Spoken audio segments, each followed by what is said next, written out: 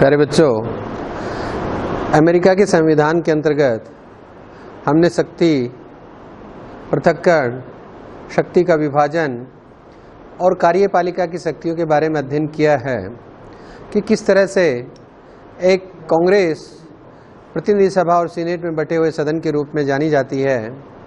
प्रतिनिधि सभा के अपने कार्यकाल और सीनेट के अपने कार्य व शक्तियों का अलग अलग रूप से हमने वर्णन किया है। कार्यपालिका के रूप में अमेरिका की राष्ट्रपति का महत्वपूर्ण योगदान है। कार्यपालिका का अर्थ राष्ट्रपति से जाना जाता है क्योंकि कार्यपालिका का जो निर्माण किया जाता है वो राष्ट्रपति के प्रसाद पर्यंत होता है।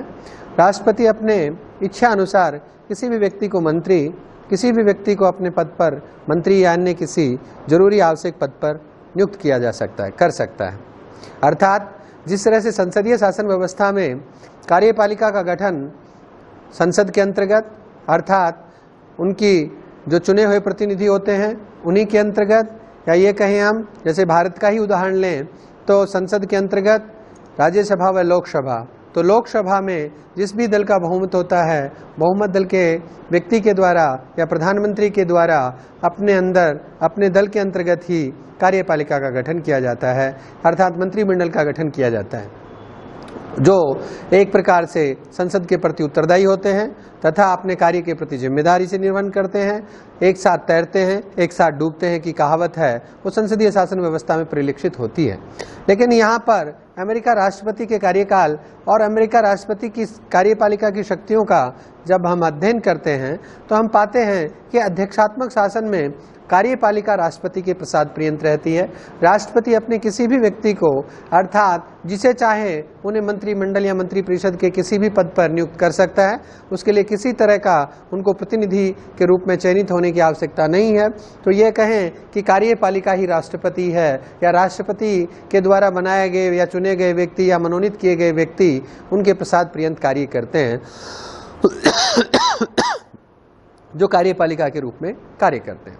फर्ग्यूसन व मैकनहरी एक कथन कहते हैं कि मंगल ग्रह से यदि कोई व्यक्ति आएगा तो उसको लगेगा कि अमेरिका की कार्यपालिका है, उसमें सबसे शक्तिशाली रूप है वो कांग्रेस का है। लेकिन व्यवहारिक दृष्टि से यदि हम अध्ययन करें तो पाएंगे कि उसमें कार्य करने वाले जो भी व्यक्ति थे, चाहे वो राष्ट्रपति के पद पे जो भी व्यक्ति रहे हैं, उनका महत्वपूर्ण योगदान रहा है। महत्वपूर्ण योगदान इसलिए रहा है कि चाहे लिंकन हो, विल्सन हो या फ्रैंकलिन डी रूजवेल्ट हो, ये सभी के सभी, थियोडोर रूजवेल्ट हो, सारे के सारे अमेरिकन राष्ट्रपति अपनी योग्यता के आधार पर, अपनी विशेष कार्य क्षमता के आधार पर उन्होंने राष्ट्रपति के पद को या कार्यपालिका की शक्ति को और ज़्यादा से ज़्यादा बढ़ाया है। तो ये नहीं कह सकते हैं कि कांग्रेस का कार्य है वो शक्तिशाली रूप में दिखाई देता है। राष्ट्रपति यदि योग्य, कुशल, अपने व्यक्तित्व के माध्यम से कार्य करने वाला है तो ऐसी स्थिति में उनका महत्वपूर्ण योगदान है। ठीक है, तो ये कार्यपालिका की बात हुई। अब राष्ट्रपति, अमेरिकन संविधान में के अनुच्छेद धारा 2 में लिखा है कि अमेरिका का एक राष्ट्रपति होगा और अमेरिका के राष्ट्रपति कार्यपालिका का प्रमुख होगा, प्रधान होगा, अर्थात कार्यपालिका का प्रधान के रूप में यूँ कहें हम कि अमेरिकन राष्ट्रपति को जाना जाता है। अमेरिकन राष्ट्रपति के कार्यपालिका के रूप में जानने के साथ साथ हम देखेंगे कि उनकी क्या योग्यता होना चाहिए। अमेरिकन राष्ट्रपति है वो किस तरह से, अर्थात जो व्यक्ति अमेरिका में निवास करता है, 14 वर्ष तक लगातार निवास करने वाला व्यक्ति वहाँ का नागरिक का हो, वह व्यक्ति राष्ट्रपति के लिए उम्मीदवार हो सकता है।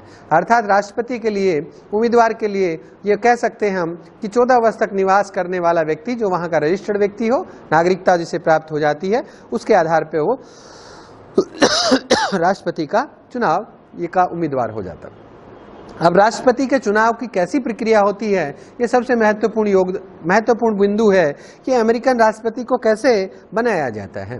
तो अमेरिकन राष्ट्रपति को हम ये कहें, उनकी प्रक्रिया को जानने से पहले एक हम देखेंगे कि एक एक बिंदु करके हम अमेरिकन राष्ट्रपति की निर्वाचन पद्धति या निर्वाचन की प्रक्रिया का अध्ययन करेंगे। अमेरिकन राष्ट्रपति का सर्वप्रथम अपने राजनीतिक दलों के माध्यम से मनोनयन होता है, चाहे वो राष्ट्रपति हो और चाहे उपराष्ट्रपति हो, दोनों का अपने अपने राजनीतिक दलों के माध्यम से मनोनयन किया जाता है। मनोनयन से क्या तात्पर्य है? जब डेमोक्रेटिक और रिपब्लिक दोनों अपने भी जितने भी राजनीतिक दल के जिनके सदस्य होते हैं उनकी एक आम सभा होती है, एक आम सभा बुलाई जाती है एक आम सभा का बुलाई जाती है, एक बड़े से हॉल में इकट्ठे होते हैं और सभी लोग उसमें बड़ा शोर शराबे जैसी अवस्था होती है। उसके अंतर्गत राजनीतिक दलों, चाहे डेमोक्रेटिक हो चाहे रिपब्लिक हो, वो अपने अंदर से किसी एक व्यक्ति को राष्ट्रपति के पद के लिए क्या करते हैं, मनोनयन करते हैं, उम्मीदवार के रूप में मनोनयन करते हैं कि अमुक व्यक्ति है वो राष्ट्रपति का हमारा क्या होगा, प्रतिनिधि होगा। तो पहला काम क्या है, राजनीतिक दलों के माध्यम से राष्ट्रपति पद के उम्मीदवार हेतु योग्य व्यक्ति का चयन राजनीतिक दलों के माध्यम से किया जाता है। राजनीतिक दल है वो अपने अंदर से ही किसी एक व्यक्ति का मनोनयन करते हैं। इस मनोनयन की प्रक्रिया के अंतर्गत आपस में राजनीतिक दल के अंदर ही अपनी अपनी लॉबिंग के माध्यम से सभी लोग अपनी शक्ति के माध्यम से किसी एक व्यक्ति पर सहमत होते हैं, जिसे यूं एक व्यक्ति पर सहमत होके उनको क्या बनाया जाता है, राष्ट्रपति का उम्मीदवार। इसी तरह उपराष्ट्रपति का, ये राष्ट्रपति और उपराष्ट्रपति का मनोनयन किया जाता है। अब इनका क्या होगा, राष्ट्रपति का मनोनयन करने के बाद देखा जाता है, इसमें क्षेत्र का विशेष ध्यान रखा जाता है। क्षेत्र से अर्थ क्या है, यहाँ मान लो राष्ट्रपति है, वो राष्ट्रपति का पद के लिए जो उम्मीदवार किसी भी राजनीतिक दल ने तय किया है वो दक्षिणी क्षेत्र से क्या है, तो उपराष्ट्रपति पद के लिए उम्मीदवार है वो उत्तरी क्षेत्र से होगा। अर्थात राष्ट्रपति के निर्वाचन को देखने के लिए क्षेत्र विशेष का ध्यान, चाहे वो डेमोक्रेटिक राजनीतिक दल हो चाहे रिपब्लिकन राजनीतिक दल हो। इसका चयन करने के बाद, मनोनयन होने के बाद दूसरा बिंदु आता है कि उनके अपने अपने क्षेत्र के संबंध में निर्वाचक मंडल तैयार करना। राष्ट्रपति के चुनाव में कौन वोट देता है और कौन उनकी कार्यशैली को, दूसरा होता है निर्वाचक मंडल।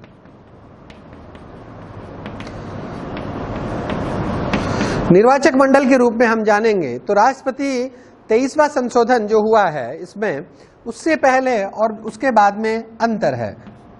अमेरिकन संविधान का 23वां जो संविधान संशोधन है उसमें कहा गया है, 23वें संविधान संशोधन के अंतर्गत जो छोटा राज्य था कोलंबिया से राजनीतिक दल के रूप में राष्ट्रपति के निर्वाचक मंडल में 3 सदस्यों को जगह मिली। अब 3 सदस्यों को जगह मिलने के बाद टोटल राजनीतिक दल के रूप में निर्वाचक मंडल में कितने सदस्य हुए, इसे हमें अलग अलग रूप से देखना होगा। निर्वाचक मंडल में प्रतिनिधि सभा,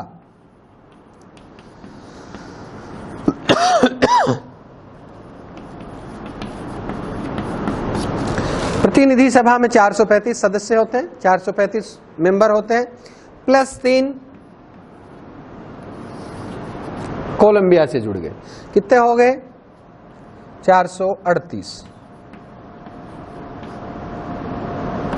ठीक है। इसके अलावा 438 के अलावा सीनेट के सदस्य, सीनेट में कितने सदस्य होते हैं, 100 सदस्य, तो ये कितने हो जाएंगे, 100 सदस्य।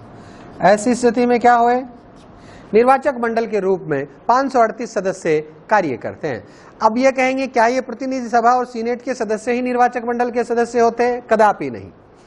निर्वाचक मंडल के सदस्यों का चयन है वो जनसंख्या के आधार पर किया जाता है और उस क्षेत्र के व्यक्तियों के द्वारा या उन लोगों के द्वारा एक निर्वाचक मंडल राष्ट्रपति के चुनाव के लिए ही गठन किया जाता है। जो ही चुनाव हुआ राष्ट्रपति का, उसके बाद उस निर्वाचक मंडल का अस्तित्व नहीं रहता है, अर्थात निर्वाचक मंडल केवल राष्ट्रपति के चुनाव के लिए चयनित होने वाले व्यक्तियों का होता है।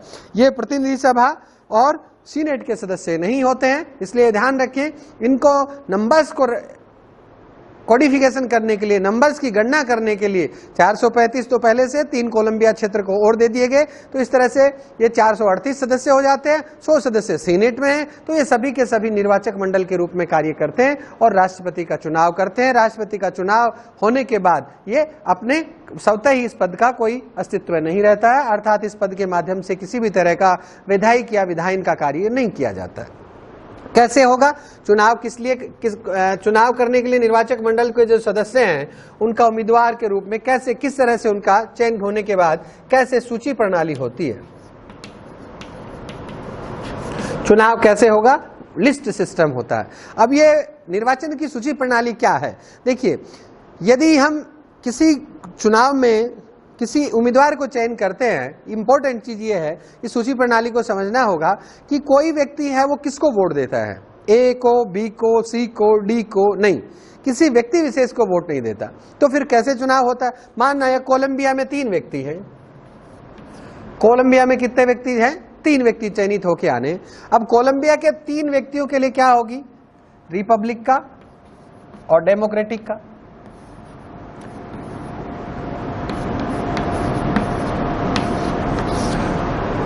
रिपब्लिक और डेमोक्रेटिक दोनों के 3-3 व्यक्तियों की एक सूची जारी होगी, सूची जारी होगी। 3 सदस्य रिपब्लिक के हो गए, 3 सदस्य डेमोक्रेटिक के, जो निर्वाचक मंडल के मेंबर के रूप में 3 सदस्य होंगे। इन सदस्यों को कोई भी वोट देगा, मतदाता जो है वो किसी एक सूची को वोट देगा, या तो इसको देगा, इसको नहीं देगा, या इसको देगा, या इसको नहीं देगा, किसी को भी देगा। अर्थात जो भी मतदाता है वो किसी एक सूची को वोट देता है, एक लिस्ट को वोट देता है, न कि किसी व्यक्ति को। अब वो सूची को वोट देता है, इसका मतलब क्या, वो जो जीतेगी वो सारी की सारी सूची जीतेगी, को व्यक्ति नहीं जीतेगा। अर्थात क्या अर्थ हुआ, यदि इनमें से दोनों में से बहुमत जिसने प्राप्त कर लिया, मान लो यहाँ पे जो मतदाता है उनकी टोटल संख्या 1000 है, उदाहरण के तौर पर बात कर रहे हैं, और 1000 मतदाताओं में 600 है वो ए लिस्ट को, यानी रिपब्लिक की लिस्ट को 600 लोगों ने वोट दिया, और 400 लोगों ने वोट दिया किसको, डेमोक्रेटिक को। अब जिन्होंने 600 को दिया, अर्थात इसका मतलब क्या हुआ, ये जिसमें यदि बहुमत इसको प्राप्त हो गया तो ये कोलंबिया से निर्वाचक मंडल में जो भी सूची है वो रिपब्लिकन पार्टी की है, तो रिपब्लिकन पार्टी के तीनों उम्मीदवार विजयी माने जाएंगे।